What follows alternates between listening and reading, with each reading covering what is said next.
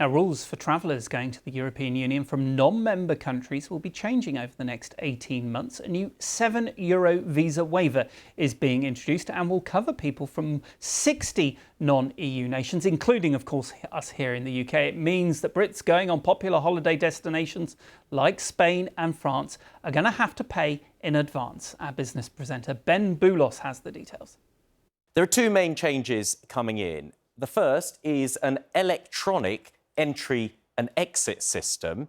The second is the European Travel Information and Authorisation System. A mouthful, but it's basically a form for any non-EU passport holders to fill in and pay for before travelling.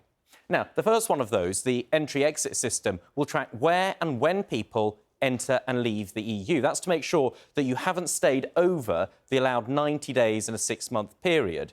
We'll have fingerprints taken and a face scan for the first time, but we won't need to have passports stamped. The biggest change for most of us will be the ETIAS, that's the visa waiver system. It'll be an online form requiring passport details and where you're staying, plus a fee of €7 or £6. And you have to do this before you travel. The area covered doesn't include Ireland or Cyprus, though. This whole thing is a bit like the visa waiver scheme you may have used if you've been on holiday to the United States.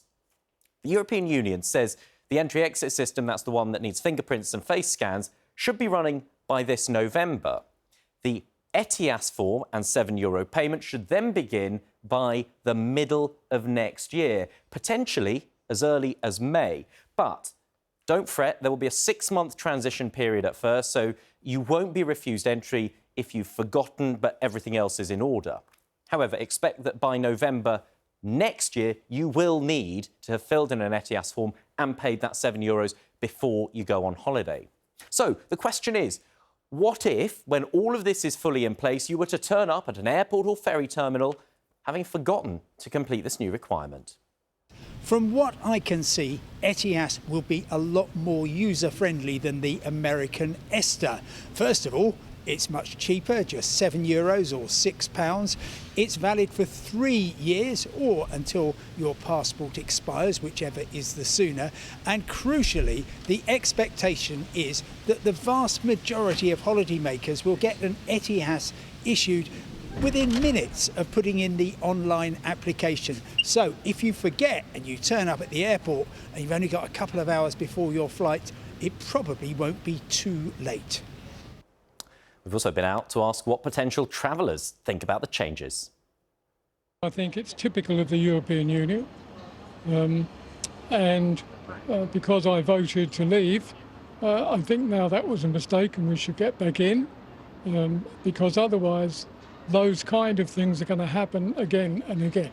But it won't stop me going, because you can't even get a cup of coffee for €7, so it doesn't make a lot of difference. I didn't want to leave Europe anyway, so it's just an extra tax to go on holiday and explore the country and the world. So, yeah, not great. I'm not agree with this tax. I think it's really unfair with the Britannic citizen. I'm from France, so sorry if my English is not perfect. But for me, it should stay free. For example, I come there in your country and it's free. So why do you have to pay to come in mine? It makes no sense. Of course, the remaining specific dates still need to be confirmed by the European Union, but these changes are worth bearing in mind if you're planning a holiday next summer or perhaps a ski trip the following winter, so 2025.